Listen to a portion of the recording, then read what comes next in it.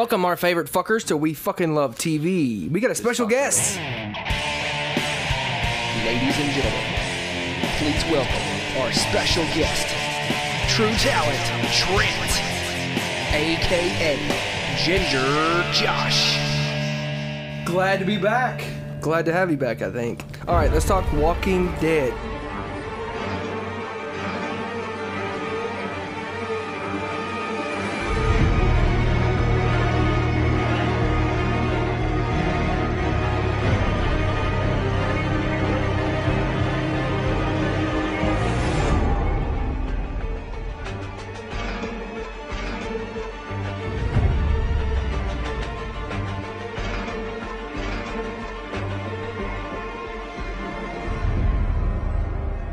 Season 2 began last year. They spent half of a season searching for a little girl. Took forever, it seemed like. And then they spent the rest of this season making kick-ass episodes. So that was Season 2, to sum it up. The last time I was here, we talked about The Walking Dead. Nick, you brought up Shane's character had outlived his ink and paper counterpart. Mm-hmm. You also made a comment that you think that his end will be as gruesome on the series as it was in the books. I've never read them. Was it very... Well, they did their own spin, plus they did what they did in the books, which in the book, I believe they're having some sort of an argument. Shane, he starts to make a move towards Rick. Carl comes up behind him and shoots him, cowboy hat. Does he shoot him as... That's a kid I want to punch in the face. No, he was not a zombie. That's where they put their own spin on it. They turned him into a zombie before Carl killed him, so...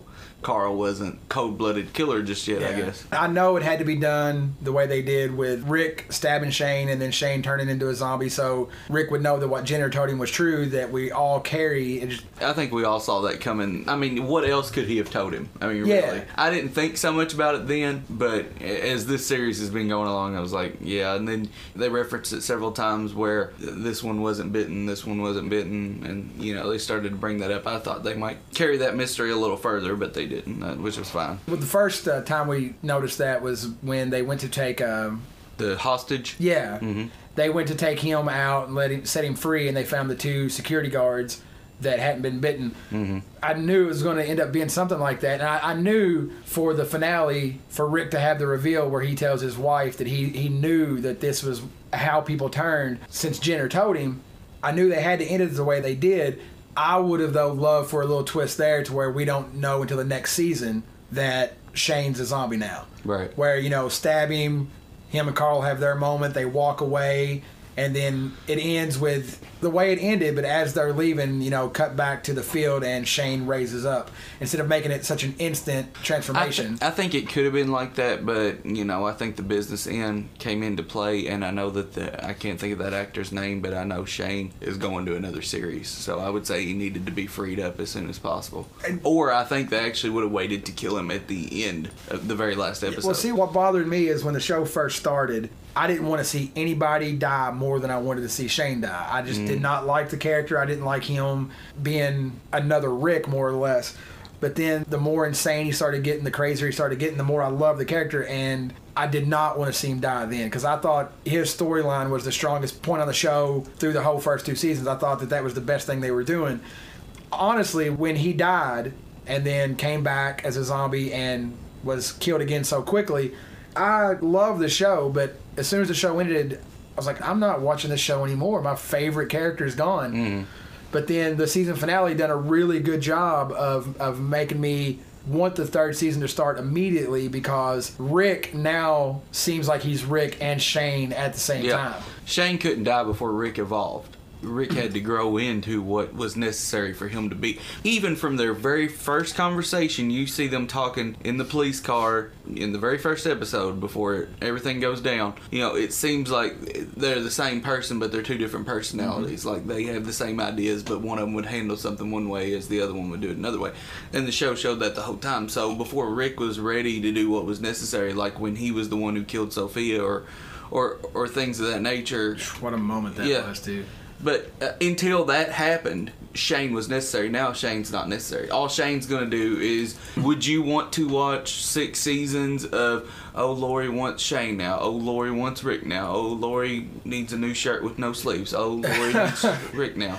No, it's just boring. But I could put up with a season of, you know how Shane kept threatening to leave the group. He was going to go out on his own. He wanted Andrea to go with him, but then he got to the point where he just wanted to be by himself.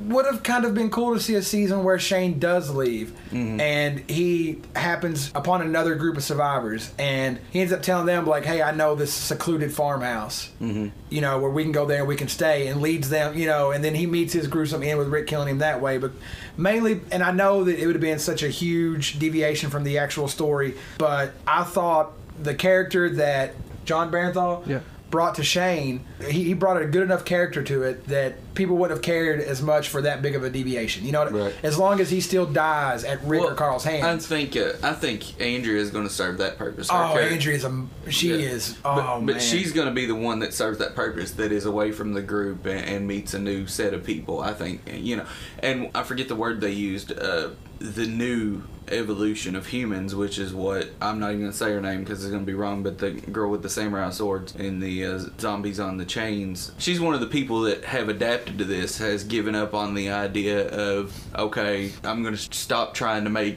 pretend everything's not happening. You know, I'm going to deal with this the way I have to deal with it. And I think I told somebody at work, we were talking about it, and I said, if you did not like that moment, you're not going to like the rest of the show.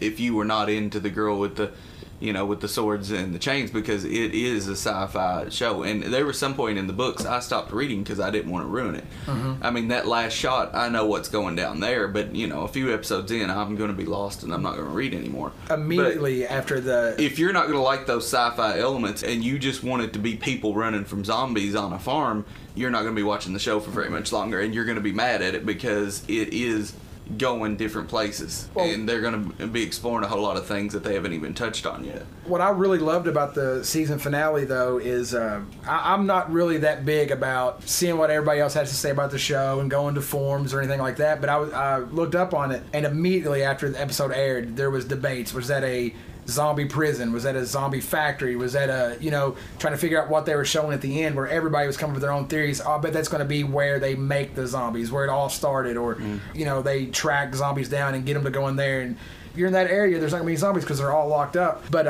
about the samurai chick at the end, I love that, to the people that just know The Walking Dead from the TV series, like myself, have no idea who that person is. I had to go look it up because I hadn't got to that point in the books. Well, what I mean is, she didn't introduce herself. She didn't. But so I was really surprised by that moment because I didn't see it coming. How do we even know it's a girl? Well, they've had like a little thing online. yeah, we know it's like a girl. she has like a one-page backstory that ran in a magazine or something. But I'm not in the loop. one of the main reasons that we don't know, I think, that we didn't find out anything about her other than that she is a complete badass that knows how to survive, is because With the other badass. I think she just knows how to use a sword. they didn't have anybody cast for that character yet. She wasn't cast until after they had completely finished filming. They didn't even announce who was going to play the character until after the finale had aired. So, can't give her a voice yet. She can't introduce herself. She can't give her name because nobody's playing the role yet. But I'd never watched an episode of The Talking Dead, you know, that comes on immediately after The Walking Dead. Chris Hardwick. Yeah, oh gosh, I'm going to watch it every time it comes on now, because I watched it after the season finale, and he was amazing on it. Yeah. He didn't come across as the host of a show talking about The Talking Dead. He came across as A fan. a huge fan of the show. And I caught the one after the finale, and they talked about the character. He was pronouncing her name Michonne. Somebody else was pronouncing it Michonne. That's why I don't, know for sure how to say her name. But they described her character as, so far for 2 seasons, you've been following a group of people that have no idea what they're doing. They haven't figured anything out. They don't know the best course of action to take for anything. And this is a character that knows exactly how to survive, knows what to do, when to do it. And it's evidenced by the fact that she had 2 armless zombies chained up, dragging them with her, that had their lower jaws ripped off. They can't grab you. They can't bite you. How are they going to kill you? What I'm interested in, though, is... Oh, it doesn't matter now since they're all infected anyway. That's a new twist on the zombie thing for me. That really is, because they don't have to worry about getting bit now. Because well, I mean, it probably will speed it up. You don't have to die first. It'll still kill you anyway, probably. Yeah. It will be interesting to see how they deal with that knowledge, you know. What I'm interested in finding out is, if she has become a survival expert on the zombies, how are they going to explain that her having 2 zombies with her is part of what makes it easier to survive? The smell. Just like in the episode, Rick covering up with the guts. I was going to ask, what's what's keeping them from biting her to begin with? 'Cause I mean, but I didn't see. They don't have jaws. I didn't see the no jaw yeah. thing. Yeah, I was thinking like it could be that zombies can't smell her because they're going to smell the zombies that she's got with her, and also that zombies can smell humans. Maybe it helps her find other people as well. You know, like there could be a bunch of advantages to having. And she's got that zombies. damn hoodie thing on anyway. It's probably got zombie blood all over it and stuff. Yeah. The show has to evolve. If you get too comfortable in it, it's going to be boring.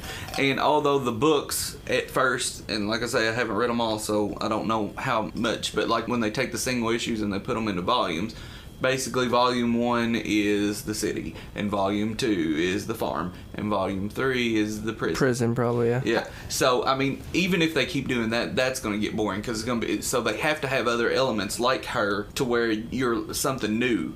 Because if it's just like, okay, a group of people go here and they think it's safe, and then they all bicker and fight with each other, and a couple people have sex, and then the zombies come and overrun the place again. That is going to be so boring. Now Shane's gone, so we don't have to have the same argument 15 times a season. So, you know, that is a plus. How genius do you find it that the beginning of season 1, it was a helicopter flying over downtown Atlanta that led Rick to the other survivors and his wife and his son, and then at the end of season 2, it's a helicopter flying over downtown Atlanta that leads the zombies to the survivors. I did like it, but there was a whole online uproar about, oh, there is no way that these zombies just followed the helicopter and those same zombies led them to the farm, that the exact place these people were. My thing on that is, no, there is probably no way. And who's to say that those are the same zombies? Because there's probably like a few spots here and there where they're not. And they're all just walking in random directions. If this bunch that was following the helicopter didn't run into them, this bunch over here that's in the woods is going to run into them. Or these coming from over here that on the dirt road. You know, well, do you understand what I'm saying? But part of the reason we know that it's the same group of zombies from the city that made it, you know, to the farm is there was one zombie that was in multiple shots starting in Atlanta, and then it was the really tall, lanky zombie that was wearing scrubs and a lab coat. He's in downtown Atlanta, then he's in this field where they come to the fence and they break through the fence, and then he's walking down the road and everything. Right. He was in several different shots. But even it's also random. It really is. The reason it works for me is because geographically we have no idea how far the farm is from downtown. Well, because that's true. They go from downtown Atlanta, then they end up at the lake area, the camp area, you know, and then they drive here, they drive there. Can we Google Maps that? Probably could. But it's probably based. Herschel's farm is probably on Google Maps. Yeah.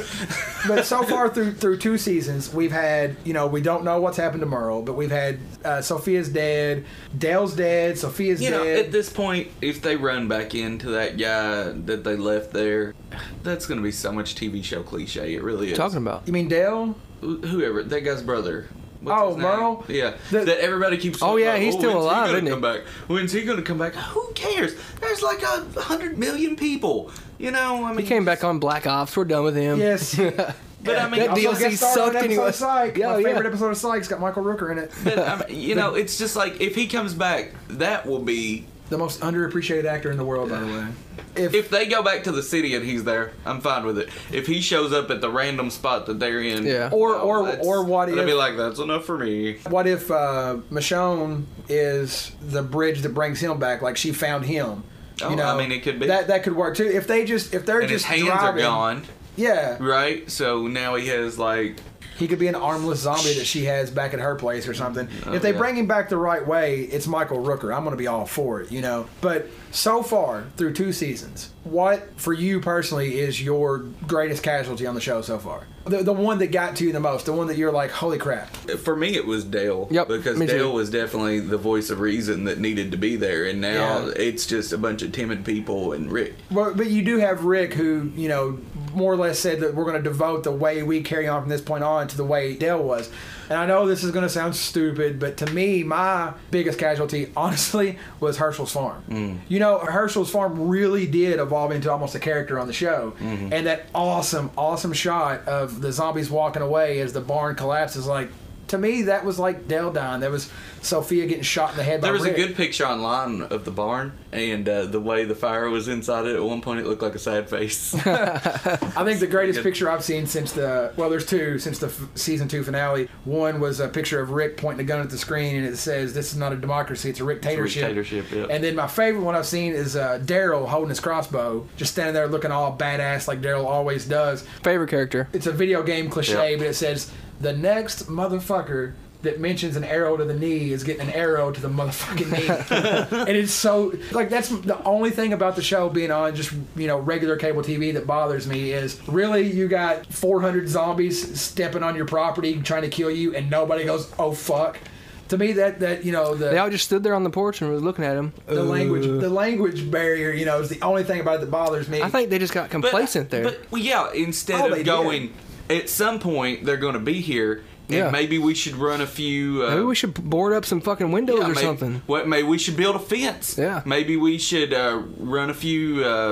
I don't know, run a few plays here. Maybe, okay, if this happens, you grab this, you go over here, we'll get them in, some sort of surround. You know what I mean? Could have dug a huge ass sentry, pit and just, yeah. set it on fire. to me, that would be amazing. Like Like a moat. that is what we will do if that shit ever happens. We will dig one. Greatest zombie picture on the internet. It talks about somebody being a genius at surviving a zombie apocalypse, and it's a black and white picture, and it shows a house, and outside every door and window they've got a treadmill. That's how you'll never get to it. That's nice. I got one thing to bitch about this show. Okay, do it. I think I know what it's going to be.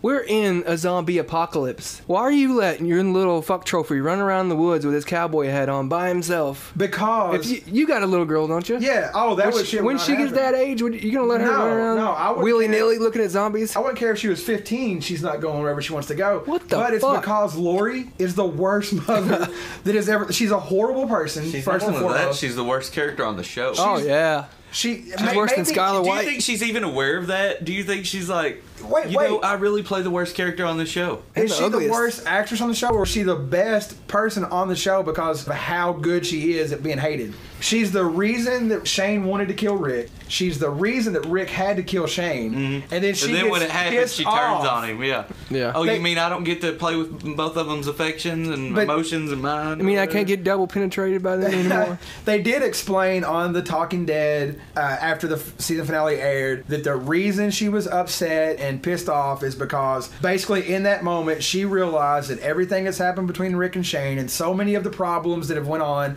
even Carl being lost and not knowing what to do, so sort of Dale's death as well, that she realized at that moment that so much stuff is her fault. If that's what they were trying to get She across, didn't then play it why that did she way. pull? She didn't play it that she way. pulled away from me. He goes to touch her like, "Baby, honey, sweetie," and she pulls away. Mm-hmm. But the next season, and I hate to say it because I love the show so much, but the third season, how good it is to me is going to depend on how much her character changes, because she can't be the same Lori she's been for 2 years. Yeah. she's got to evolve in some But way. not only do I despise her character, and yes, she is playing it well because it is making me despise her, but I'm the least interested in her. I really am. Of all the people, I would rather follow what T-Dog's doing. And he's doing nothing. He's standing around waiting until people get in a circle and running over there really quick so he's in the shot. But I would still rather watch his character. To me, one of the biggest surprises from season 2 is that T-Dog survived it. But The token black man. It also makes me think then there's got to be something big planned for him in the third season. They've got to keep him around for some reason. And I'm wondering if they're keeping him around because Merle's going to at least reappear at some point. He's only had 2 conflicts in the entire show. Mm-hmm. One was dealing with Merle, leaving him on the rooftop, and the other one was early on in season 2, if you even remember this happening, when they're on the highway. I remember that. I know and the exactly zombies what you're talking about. Gashes the shit Yep. out of his arm. No, he does it himself on the car. Remember that? No, that's what I'm saying. He gets his arm laid wide open. Then they get to the farm, and that's one of the big things. We've got to get this wound covered Yeah. up. But then Carl, idiot, gets shot because he wants to go finger fuck a deer in the ass, which is what it looked like he was wanting to do. Yeah. And He didn't really play it like that. and then he should have, because that should have been his motivation. Like, look at this beautiful deer. I want to destroy it. But Carl shows up and is like, oh, we don't give a fuck about your arm anymore. And then, oh, by the way, we don't give a fuck about you talking for the rest of the season until you tell Lori, I ain't turning around. Did you see how he was sitting back in the weird fucking thing? Yeah, it's like we're driving away from a huge horde of zombies. I'm just going to be chill driving this truck. I still want to be in style, motherfucker. He named him 2 white women and he was out there. Exactly. When you said your biggest complaint about the season, what I thought you were going to talk about was something I was going to talk about. Every video game that's ever made for the rest of mankind needs to have Herschel's shotgun in it. Because that son of a bitch does not run out of ammo. Somebody put in the cheat codes on that motherfucker. But in all fairness, do we actually want to watch several clips of a person reloading a gun? Can't we just say... Well, he did reload there. At the end, he tries to. Right, but I mean, can't we just go, okay, no, we needed that few seconds to watch another scene, not... If you're not going to, if you're not going to film him reloading the gun, at least cut away, and then come back with him bringing the gun back up to shoot again or something, so that you can. He never reloaded his gun. How do you know he didn't reload his gun? You didn't just because they didn't show it. But that was kind of shitty effects on the fire coming out of the end of that gun too. Anybody else notice that? Well, that was the one thing, I would like to see him run out of ammo. AMC's having a real problem with the expense of the shows now. That's part of the delay with Mad Men, and there was let me ask y'all this, and this really pissed me off. The zombie that's in the woods and Carl goes out there like 3 episodes ago or whatever it was that not a digital zombie? The one stuck in the mud? Yeah. Oh yeah. Oh, he looked so fake to me. I think he was. At least certain shots of him were. I thought he was digital, and I was like, I really hope they don't go to this, because they're like the only show that's doing real anything, real makeup and real props and all that, and they're not trying to digitize everything. So I was really getting upset about that. Something else I found out from The Talking Dead after the finale aired is that originally Herschel was supposed to die in season 2. He was supposed to die in the season finale. No, it was supposed to be the second to last episode. Mm-hmm. What was originally supposed to happen is their prisoner was supposed to escape and shoot and kill Herschel and go out on, run from there, and then them track him down and kill him. But what I think is so great is the reason they gave for not doing that is they loved Scott Wilson, the guy that plays Herschel. They loved what he brought to the show, his acting so much, that he shows up to record that day for that episode, and he's flipping through the back of it trying to find out, when he's going to die, how he's going to die, and it wasn't in the script. And he asked him, like, well, I guess they either forgot or they're going to go and let me do the finale as well. And then that episode, the script comes out, and he sees that he lives, and he's, well, why y'all letting me live? It's like, dude, you're doing an amazing job. And I think we should ask Rick. to me, I think it's great that it sucks that we lost Dale. I absolutely love the character. Did you not see that coming though? Dale died. Honestly, I didn't want. That was the same episode where you tried to get them not to kill Randall, right? Very same episode. Yeah, it's the same episode where he talked about the digital zombie. Carl goes out, starts throwing rocks at a zombie like an idiot, and then the zombie breaks loose from the mud because it's only mud. Yeah. And then that's the zombie that ends up killing Dale. It would have made it even worse to have lost Dale and Herschel, because Herschel's also a voice of reason going on there. He's a voice of reason, like not as strong as Dale, but I'm also interested in seeing how slowly or quickly Herschel continues to question what he's believed his entire life. I don't think this is what God had planned. I think it's what he said in the finale. Yeah, the dead will walk the earth wasn't. Yeah, this isn't what he had in mind. So that was his best line. When there's no room in hell, the dead will walk the earth. What zombie movie's that? Anybody? That's from Dawn of the Dead. Yeah, the shopping mall one. It's in the original and the remake as well. The same guy delivers the line in both movies. The black guy, bald black guy. Okay, so it seemed like the final episode of this season set up a few plot points for the next time. Obviously, the prison, and the one thing that I'm not agreeing with, but it really looks like they've been trying to slowly develop it, is what's her name with the short hair and Daryl, and she's trying to get him to leave the group or take over as head of the group. Sophia's mom. Try and get him in some sort of power struggle with Rick that he wants none of because he trusts Rick and he thinks he makes good decisions. He has no reason to not trust Rick, though. But it really seems like every few they keep pushing for that. You know, you'll see just a tiny glimpse of it, and that's kind of one that I just want them to abandon. I want them to, when they come back, I want it to be like 6 months have passed and Lori's already over this thing that she's mad about or not. We're going to sit through that 5 episodes of her not liking Rick and giving him the cold shoulder. And 7.5 months pregnant. And it's just like, get past all of these plot points that nobody cares about and get to it. The only thing about that is I think they may have already fixed that where, you know, Daryl, is he going to go for leadership or not? Because the way the episode actually ended, Rick has his big moment where, you know, basically he's like, you want to survive? He was basically Arnold Schwarzenegger in Terminator going, come with me if you want to live. You know, you want to survive? Let me lead you all. You think you can do a better job on your own? Go. And Daryl just stood there. He's like, no, I'm here. I think he showed everybody what they needed out of him from the very beginning. The leadership that they needed from him. The only reason they would need to do it is if people miss the Rick and Shane dynamic too much. But Daryl's nowhere as much of an asshole as Shane I don't never need that was. dynamic in the show. I don't know that Daryl even gives a fuck. Daryl is fucking awesome. I know. I love Daryl. All right, let's go around the room. And I got 2 questions to ask about The Walking Dead Season 3. Question 1, give me one thing that you think is going to happen definitely next season. Could be anything in the plot at all. And your guaranteed death. Ooh. Guaranteed character death next season. Nick, go first. Well, obviously they're going to go to that prison. Right. That's it. The guaranteed death, Sophia's mom. You think so? Gone. She's a weak character, too. She's gone. And I'd keep her on the show the entire series if we could get rid of Lori first episode next time. I'm going to go out on a limb with something I think will happen plot-wise. We talked about it earlier. I think we'll see Merle, whether it's him actually being back or it's another, you know, another Daryl's knocked out and sees him while he's unconscious. I think we'll see Michael Rooker at some point next season. And my guaranteed death, I think it's too obvious to pick T-Dog. So I'm going to go with guaranteed That's death. racist. Yes.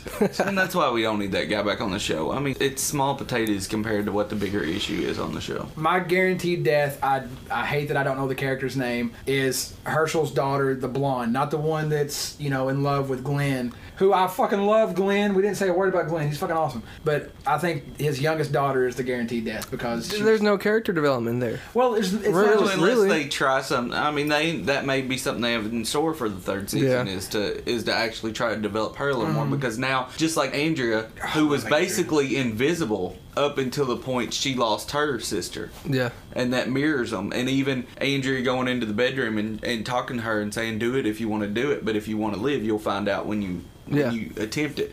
It's kind of like a mirrored thing. It really is. You'll find out you want to live right before you die. But I mean, you know what I'm saying? The same kind of thing happened. She wanted to die for how long? She wanted to stay in that building and die in the fire at the government complex. Who doesn't want to stay in the building with Jim Carrey's best friend from The Truman Show? Okay, so what's your answer to your question? Maggie's gonna die next season. I think that's my guaranteed death. And that's gonna cause Glenn to fucking just go nuts. Bring his character out in the shining light a little bit more. That's my 2 answers in one there. Because right now, what's he do? Go to town and get shit every now and then? Fuck Maggie at the store? Is that all he does? I love that they brought Josh's sexual prowess to Glenn's character. He can go for about a minute and he's done. Boom. Hit it and quit it. And then she's all psycho for him now. And he's like, bitch. I do got one more thing to say about The Walking Dead. Did anybody see the video of Norman Reedus, who plays Daryl, that how him and the chick that played Sylvia, the little girl, how they're boyfriend and girlfriend on set? You know, not creepy boyfriend, but you know. No, I haven't seen that. And if you watch that video and then you realize, you know, he's the one that, or was it Rick that killed her? Rick killed her. Rick shot her. Well, yeah, and then... It's weird, too, because Madison and I, we became very close. Like, I really love that little girl. She's so sweet. She does her behind-the-scenes interviews, and she goes, Norman's my boyfriend. She and I, we hit it off, you know, quite a bit. My girlfriend, Madison, gets put down today. Growing very fond of Maddie, so I'm a little bummed out. The video showed them on set the last day that they were taping that, you know, she wasn't going to be on the show anymore. Is it crazy that a, probably 9, 10-year-old girl, one of the best people they've had so far at actually playing the zombie as well? She was awesome stumbling out of the barn. Yeah. The barn that's no longer there and breaks my heart. Sorry. Oh, season 2 is behind us. Season 3 awaits. Let's Hurry up, look- fall. Let's See, look at at the the future. prison, in the comic, when they got to the prison, Dale was still there, and Dale and Andrea were getting it on. Dale and Andrea getting on? In the comic, in the prison. Oh, okay. I remember See, Andrea. Dale Well, was they, gone. they cut that shit out, didn't Yeah. See, Shane was long gone. Shane never got any. Shane got some in the show though. All right. Oh, yeah. We got to get off here for time editing. they? Thank you, Josh, for being on the show. No problem. It's Ginger Josh, bitch. Ginger Josh, thank you. Thank you. Suck dick.